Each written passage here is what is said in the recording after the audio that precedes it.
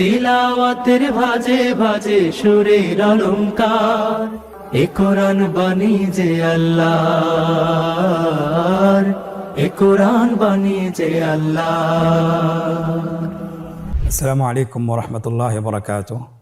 আসুন্না ফাউন্ডেশনের অনন্য আয়োজন সহজ সূত্রে কোরআন শিখির 20তম পর্বে আপনাদেরকে স্বাগতম। আলহামদুলিল্লাহ 19তম পর্ব পর্যন্ত আমরা আমাদের যে কায়দা শিখার বা কোরআন শিখার যে সহজ সূত্রগুলো আছে সেটা আমরা সম্পন্ন করতে পেরেছি আলহামদুলিল্লাহ।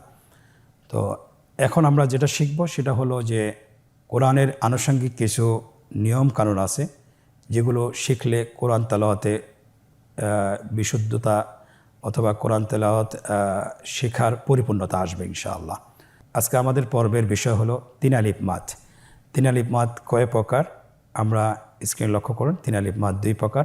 আপনারা স্ক্রিনে 2টি চিহ্ন দেখতে পাচ্ছেন, একটি হলো ওয়াকফের চিহ্ন আর একটি হলো মাদের চিহ্ন অথবা আমরা বলতে পারি চিকন চিহ্ন। এই চিকন চিহ্নটি আসলে মাদের 3টি হরফের উপর এসে থাকে, যেমন আলিফ, ওয়াও, ইয়া। এই 3টি হরফের উপর চিকন চিহ্নটি আসে। আর যে পরবর্তী যে চিহ্নটি দেখছেন ওয়াকফের চিহ্ন, সেটা সাধারণত শব্দের শেষে আসে অথবা আয়াতের শেষে আসে। তো আমরা এখন শিখব যে তিন আলিফ মাদ কয় প্রকার।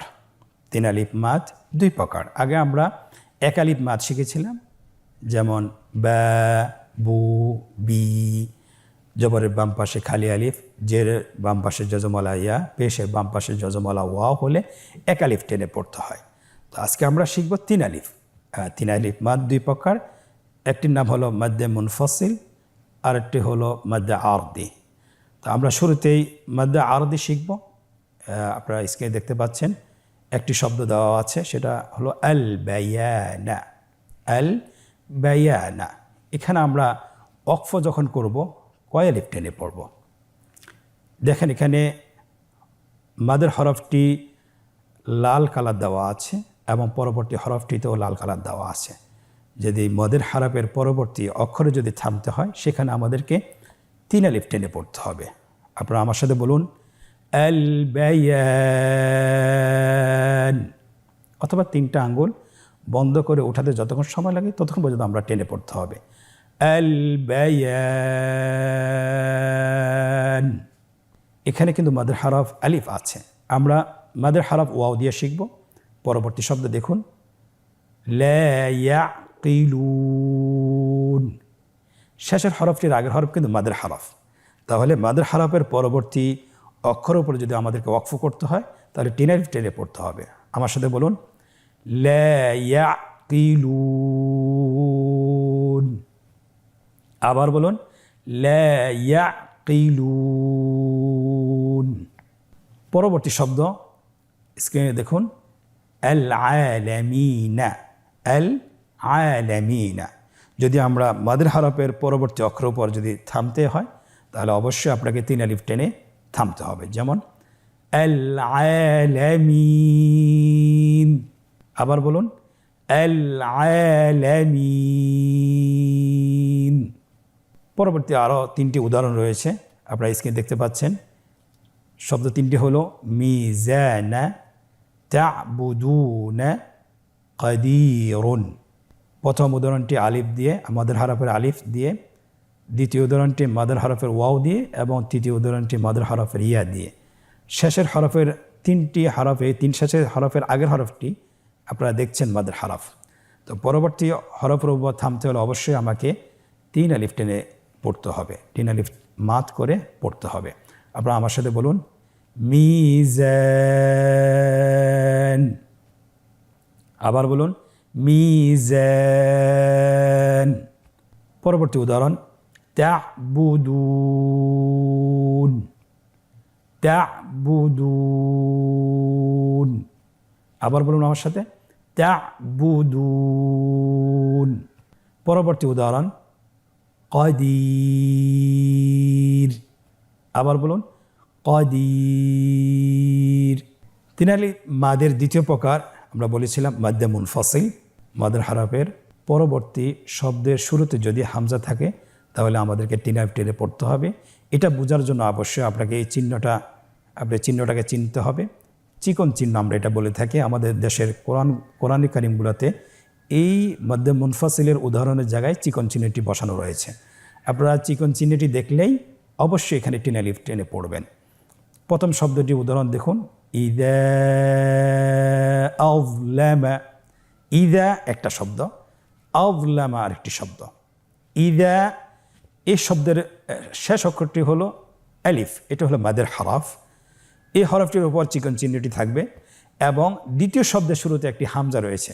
আমরা বিগত ক্লাসগুলোতে বলেছিলাম যে আলিফের উপর যদি জবর জের পেশ থাকে তাহলে এটা হামজা হয়ে যায়। তাহলে দ্বিতীয় শব্দের শুরুতে কি রয়েছে আপনারা দেখতেই পাচ্ছেন, হামজা। তাহলে চিকন চিহ্নের বামে যদি আপনার হামজা থাকে তাহলে আমাদেরকে তিন আলিফ টেনে পড়তে হবে। আপনারা আমার সাথে বলুন, ইদা আযলামা। আবার বলুন, ইদা আযলামা। পরবর্তী উদাহরণ দেখুন কি লেখা আছে, ক্বালু আতাত্তাখিযুনা। এখানে দেখছেন আপনারা দুটি শব্দ, ক্বালু একটি শব্দ, আতাত্তাখিযুনা আর একটি শব্দ। ক্বালু এখানে শেষ হরফটি হলো ওয়াও, আর শেষ হরফের পরে যে আলিফটি দেখছেন এটা বহু বচনের আলিফ। সো এখানে শেষ হরফটি হলো ওয়াও, ওয়াও হলো মাদের হরফ। এই মাদের হরফের উপরেই চিকন চিহ্নটি রয়েছে এবং পরবর্তী শব্দ হলো আতাত্তাখিযুনা, শুরুতে রয়েছে হামজা। তাহলে এখানেও আমাদেরকে তিন আলিফ টেনে পড়তে হবে। চিকন চিহ্নটি মাদের হরফ দেখলে আমাদেরকে তিন আলিফ টেনে পড়তে হবে। আপনারা আমার সাথে বলুন, ক্বালু আতাত্তাখিযুনা, ক্বালু আতাত্তাখিযুনা। পরবর্তী উদাহরণ মাদের হরফ ইয়া দিয়ে আপনারা দেখছেন শব্দটি ইন্নী আ'লামু। সো এখানেও দুইটি শব্দ, প্রথম শব্দটি হলো ইন্নী, লাস্ট হরফটি হলো ইয়া, আ'লামু দ্বিতীয় শব্দের শুরুতে রয়েছে হামজা। তাহলে এখানেও আমাদেরকে তিন আলিফ টেনে পড়তে হবে যেহেতু মাদের হরফের উপর চিকন চিহ্নটি রয়েছে। আপনারা আমার সাথে বলুন, ইন্নী আ'লামু। আবার বলুন, ইন্নী আ'লামু। বিষয়টি কিন্তু অনেক সহজ, শুধুমাত্র আপনি চিকন চিহ্নটি মাদের হরফের উপর দেখলে আপনি তিন আলিফ টেনে পড়বেন। এখানে আমাদের পরবর্তী তিনটি উদাহরণ রয়েছে, সেখানেও মাদ্দে মুনফাসিলের যে চিকন চিহ্নটি মাদের হরফগুলোর উপর রয়েছে। আপনারা দেখছেন প্রথম শব্দটি হলো আলিফ দিয়ে, কামা আমানা। আমার সাথে আবার বলুন, কামা আমানা। পরবর্তী উদাহরণ আপনারা দেখতে পাচ্ছেন স্ক্রিনে, লা তুতিউ আমরা। এখানেও দুটি শব্দ, প্রথম শব্দটির শেষ হরফটি হলো ওয়াও আর পরবর্তী যে আলিফটি রয়েছে এটা হলো বহু বচনের আলিফ। সো এখানে শেষ হরফটি হলো ওয়াও, এটাই ধর্তব্য হবে। এটার উপরে চিকন চিহ্নটি রয়েছে এবং পরবর্তী শব্দ হলো আমরা, প্রথম হরফটি হলো হামজা। তো এখানেও আমাদেরকে তিন আলিফ টেনে পড়তে হবে। আপনারা আমার সাথে বলুন, লা তুতিউ আমরা। আবার বলুন, লা তুতিউ আমরা। পরবর্তী শব্দ, পরবর্তী উদাহরণ, ফি আযানিহিম। এখানে মাদের হরফ ইয়া রয়েছে, ইয়ার উপর চিকন চিহ্নটি রয়েছে এবং পরবর্তী শব্দের শুরুতে হামজা রয়েছে। সো তাহলে এখানেও আমাদেরকে তিন আলিফ টেনে পড়তে হবে, ফি আযানিহিম। আবার বলুন, ফি আযানিহিম। আমরা এতক্ষণ ধরে শিখেছি তিন আলিফ মাদ দুই প্রকার, একটি হলো মাদ্দে আরদি লিসসুকুন, আরেকটি হলো মাদ্দে মুনফাসিল। এখন আমরা শিখব ইনশাআল্লাহ চার আলিফ মাদ পাঁচ প্রকার। এটা যদি আমরা সহজেই বলি, যদি মদের হরফের উপর মোটা চিহ্ন থাকে, আপনারা স্ক্রিনে দেখুন, এটাকে মোটা চিহ্ন বলে। আগের যে চিহ্নটা শিখেছিলাম সেটা ছিল চিকন চিহ্ন, আর এটা হলো মোটা চিহ্ন। সহজে বোঝার জন্য আমরা যদি মাদের হরফের উপর এই মোটা চিহ্নটি দেখি তাহলে আমাদেরকে চার আলিফ মাদ টেনে পড়তে হবে। কয় আলিফ মাদ? চার আলিফ মাদ। আপনারা স্ক্রিনে দেখতে পাচ্ছেন চার আলিফ মাদ। এখানে আমরা দেখতে পাচ্ছি যে প্রথমে হলো আপনার মাদ্দে মুত্তাসিল এবং দ্বিতীয় হলো মাদ্দে লাজিম। আমরা জানি মাদ্দে লাজিম চার প্রকার, কালমি মুসাক্কাল, কালমি মুখাফফাফ, হারফি মুতাক্কাল, হারফি মুখাফফাফ, 4 আর উপরের একটি মধ্যে মুত্তাসিল, মোট হলো 5 প্রকার। এই 5 প্রকার শব্দের উদাহরণের উপরেই এই মোটা চিহ্নটি থাকে। তাহলে আমরা সহজে যদি বুঝতে চাই, আমাদেরকে বোঝার চেষ্টা করতে হবে, সেটা হলো মাদের হারফের উপর যদি মোটা চিহ্নটি থাকে তাহলে এখানে আমাদেরকে 4 আলিফ টেনে পড়তে হবে। মাদ্দে মুত্তাসিলের একটা উদাহরণ আপনারা স্ক্রিনে দেখতে পাচ্ছেন। মাদের হারফের পরে অথবা মাদের হারফের যদি মোটা চিহ্ন থাকে আর বামে যদি হামজা থাকে একই শব্দে, তাহলে এখানে 4 আলিফ টেনে পড়তে হবে। এটা আমরা কিভাবে বানান করব? আগের মতোই জিম আলিফ জবর জা, হামজা জবর আ, জা আ। তাহলে আপনারা আমার সাথে বলুন জা আ। পরবর্তী শব্দ মাদের হারফ ওয়াও দিয়ে এখানে উদাহরণটি নিয়ে আসা হয়েছে। শব্দটি হলো সু আ। এখানে দেখতে পাচ্ছেন ওয়ার উপর মোটা চিহ্নটি রয়েছে এবং তার বামে একটি হামজা রয়েছে, এটাকে মাদ্দে মুত্তাসিল বলে। এই ধরনের উদাহরণ যদি আমরা দেখি তাহলে আমাদেরকে অবশ্যই 4 আলিফ টেনে পড়তে হবে। আমরা আবার উচ্চস্বরে একবার বলি সু আ। মাশাআল্লাহ, আশা করছি আপনারা পারছেন। পরবর্তী উদাহরণ আপনারা দেখতে পাচ্ছেন স্ক্রিনে, খতিআতুহু। এখানে ইয়ার উপর মোটা চিহ্নটি দেখতে পাচ্ছেন। ইয়া হলো মাদের হারফ এবং তার বামে রয়েছে হামজা। একই শব্দে আমরা বলেছিলাম, একই শব্দে যদি মোটা চিহ্নওয়ালা বামে যদি হামজা থাকে তাহলে এখানে 4 আলিফ টেনে পড়তে হবে। আপনারা আমার সাথে বলুন খতিআতুহু। আবার বলুন খতিআতুহু। পরবর্তী 4টি প্রকার আমরা বলেছিলাম, পরবর্তী 4টি প্রকারের মধ্যেই আপনার এই মোটা চিহ্নটি রয়েছে। আপনারা উদাহরণগুলোতে মোটা চিহ্ন দেখতে পাচ্ছেন। এই মোটা চিহ্নটি দেখলে আপনারা 4 আলিফ টেনে পড়বেন। আপনারা আমার সাথে বলুন দলেন। এখানে একটি বিষয় রয়েছে, সেটা হলো এই শব্দটি আপনি কিভাবে বানান করবেন। শুধুমাত্র আমরা একটি শব্দ বানান করে আপনাদেরকে শোনাচ্ছি, আপনারা আমার সাথে বলুন দদ আলিফ লাম জবর দল। আমরা আগের ক্লাসগুলোতে 2টি হরফের সাথে মিল করে আমরা বানান করে পড়েছিলাম। আজকের এই শব্দটিতে আমরা 3টি হরফ একসাথে বানান করে পড়ব। তাহলে কিভাবে পড়তে হয়? দদ আলিফ লাম জবর দল। কেন আমরা দদ হরফটি টেনে পড়ছি? যেহেতু দদ হরফের সাথে যে মাদের হরফ রয়েছে এটার উপর মোটা চিহ্নটি রয়েছে, এই জন্য এখানে আমাদেরকে 4 আলিফ টেনে পড়তে হবে। আপনারা আমার সাথে বলুন দলেন। আবার বলুন দলেন। পরবর্তী শব্দটি হলো আল হাক্কাতু। এখানেও মাদের হরফের উপর মোটা চিহ্নটি রয়েছে এবং মোটা চিহ্নের উপরে তাসদীদ রয়েছে, এই জন্য আমাদেরকে 4 আলিফ টেনে পড়তে হবে। আল হাক্কাতু। আবার বলুন আল হাক্কাতু। এই শব্দটিও আমরা আগের শব্দের মতো বানান করে পড়ব। পরবর্তী শব্দ হলো তুহাদ্দুনা। আবার বলুন তুহাদ্দুনা। এখানেও আপনার মাদের হরফের উপর মোটা চিহ্ন রয়েছে। আমরা আগে বলেছিলাম চিহ্ন 2টি, একটি হলো চিকন চিহ্ন আর একটি হলো মোটা চিহ্ন। মোটা চিহ্ন দেখলে আমরা 4 আলিফ টেনে পড়ব ইনশাআল্লাহ। এরপরে পরবর্তী শব্দ মাদ্দুল আজিম কেলমি মুখাফফাফ। আপনারা দেখতে পাচ্ছেন কোরআনে একটি উদাহরণ রয়েছে আল আনা, আল আনা। পরবর্তী উদাহরণ মাদ্দুল আজিম হারফি মুতাক্কাল। আপনারা শব্দগুলো দেখতে পাচ্ছেন, 3টি উদাহরণ রয়েছে, যেটা সূরা বাকারার প্রথম শব্দ আলিফ লাম মিম। এখানে লামের উপর মোটা চিহ্ন রয়েছে এবং মিমের উপর মোটা চিহ্ন রয়েছে। মাঝখানে আমাদেরকে একটি গুণনা রয়েছে, ওয়াজিব গুণনা, সেই গুণনাটি 1 আলিফ টেনে পড়তে হবে।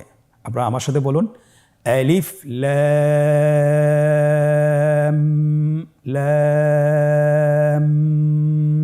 এই গুণনার পরিমাণ 1 আলিফ মাদ পরিমাণ হতে হবে। আলিফ লাম।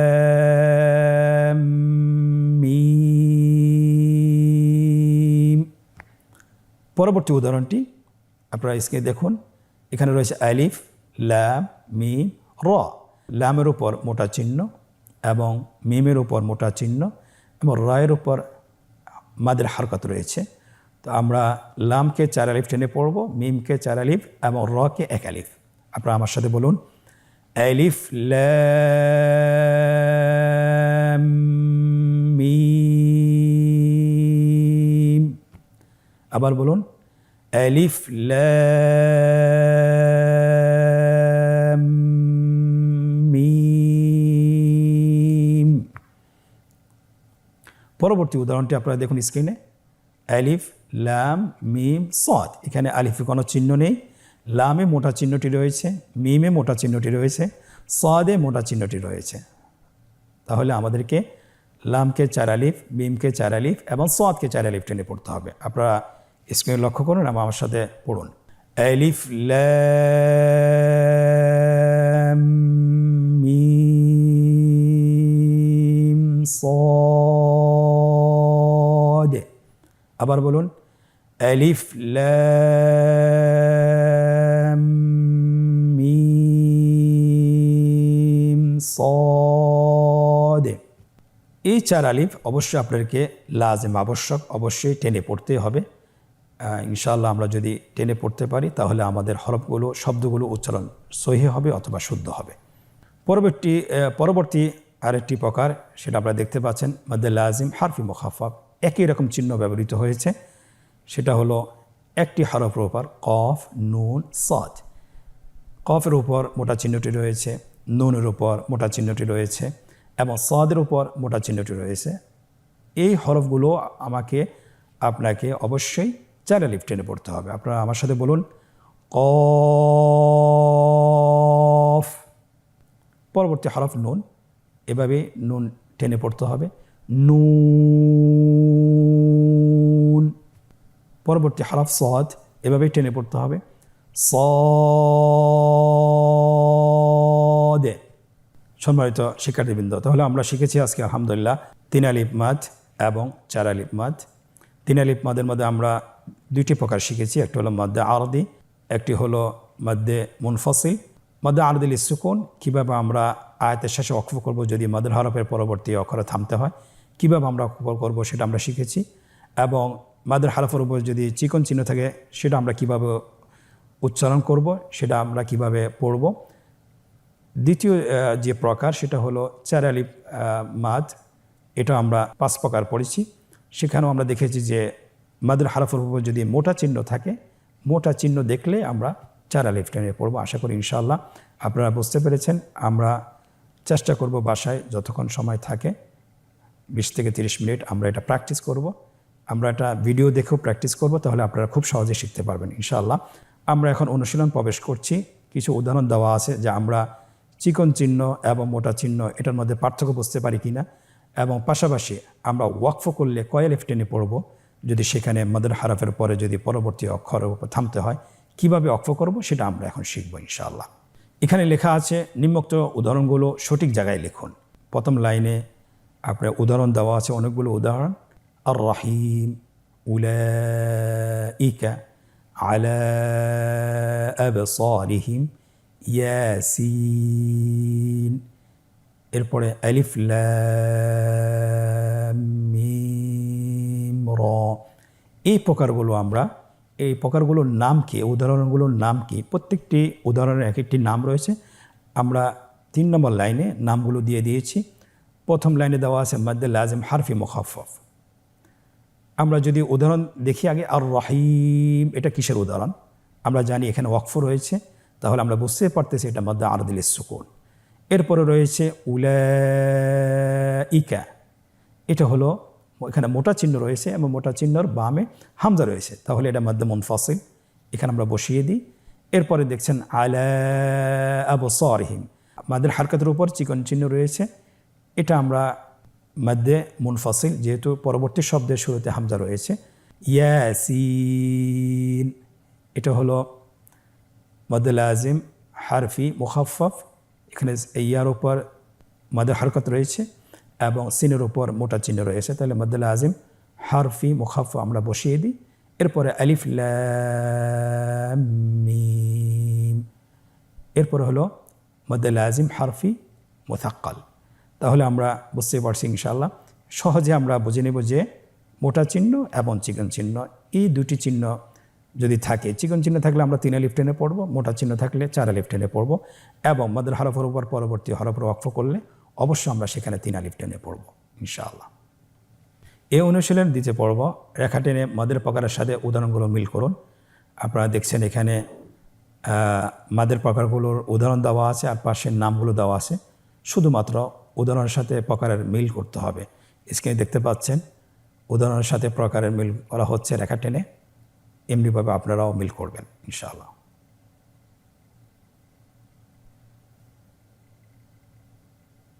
অনুশীলনের তৃতীয় পর্বে আমাদেরকে বলা হচ্ছে নিম্নোক্ত আয়াতে মাদ্দে মুত্তাসিল ও মাদ্দে মুনফাসিল চিহ্নিত করুন। মাদ্দে মুনফাসিল এবং মাদ্দে মুত্তাসিল চিহ্নিত করুন। আমরা জানি মাদ্দে মুত্তাসিলের মোটা চিহ্ন এবং মাদ্দে মুনফাসিলের চিহ্ন চিকন চিহ্ন। এখানে আমরা পুরো আয়াতটা পড়া শুরু করি। ওয়া ইযা কিলা লাহুম আমিনু কামা, এটা কি চিহ্ন আপনারা বলতে পারবেন? আশা করি আপনারা বলতে পারবেন। এটা কি চিকন চিহ্ন না মোটা চিহ্ন? এটা হলো চিকন চিহ্ন, তাহলে মাদ্দে মুনফাসিল। আমানান নাসু ক্বালু আনুমিনু, ওর উপর একটি চিহ্ন রয়েছে, এটাও চিকন চিহ্ন। কামা আমানা সুফাহা, এখানেও মাদ্দে হরফের উপর চিকন চিহ্ন রয়েছে, এটাও মাদ্দে মুনফাসিল। সুফাহা, এখানে আলিফের উপর মোটা চিহ্ন রয়েছে, এটা মাদ্দে মুত্তাসিল। আলা ইন্নাহুম, এখানেও আলিফের উপর চিকন চিহ্ন রয়েছে, এটাও মাদ্দে মুনফাসিল। হুমুস সুফাহাউ, এখানে আলিফের উপর মোটা চিহ্ন রয়েছে, এটা মাদ্দে মুত্তাসিল। ওয়ালাকিন লা ইয়ালামুন, তাহলে আমরা দেখতে পাচ্ছি উক্ত আয়াতে মাদ্দে মুনফাসিলের কয়টি চিহ্ন রয়েছে এবং মাদ্দে মুত্তাসিলের কয়টি চিহ্ন রয়েছে। আপনারা গণনা করুন। মাদ্দে মুনফাসিল হলো কামা আ, কামা একটি, ক্বালু দুইটি, কামা আরেকটি, মোট হলো 3টি, আলা 4টি, মোট 4টি চিকন চিহ্ন রয়েছে এবং মাদ্দে মুত্তাসিলের 2টি রয়েছে। এখানে দেখতে পাচ্ছেন 2টি শব্দ সুফাহা, এখানে সুফাহা প্রথম লাইনে রয়েছে এবং দ্বিতীয় লাইনে রয়েছে, 2টি শব্দতেই মোটা চিহ্ন রয়েছে। আলহামদুলিল্লাহ, আশা করি আমরা বুঝতে পেরেছি। জাযাকুমুল্লাহ খায়ের। আমরা চেষ্টা করব আর একটু প্র্যাকটিস করার জন্য। যখনই সময় পাবো আমরা কোরআনের সাথে সম্পৃক্ত থাকার চেষ্টা করব, বারবার অনুশীলন করার চেষ্টা করব। আপনি যত বেশি অনুশীলন করবেন তত বেশি আপনার জড়তা দূর হবে এবং কোরআনের প্রত্যেকটি আয়াত সুন্দরভাবে শুদ্ধভাবে সহজে আপনি পড়তে পারবেন ইনশাআল্লাহ। আজকের পর্ব থেকে এখানেই বিদায় নিচ্ছি, পরবর্তীতে আবার দেখা হচ্ছে। জাযাকুমুল্লাহ খায়ের। আসসালামু আলাইকুম ওয়া রাহমাতুল্লাহি ওয়া বারাকাতুহু। আস-সুন্নাহ ফাউন্ডেশন, উম্মার স্বার্থে সুন্নাহর সাথে।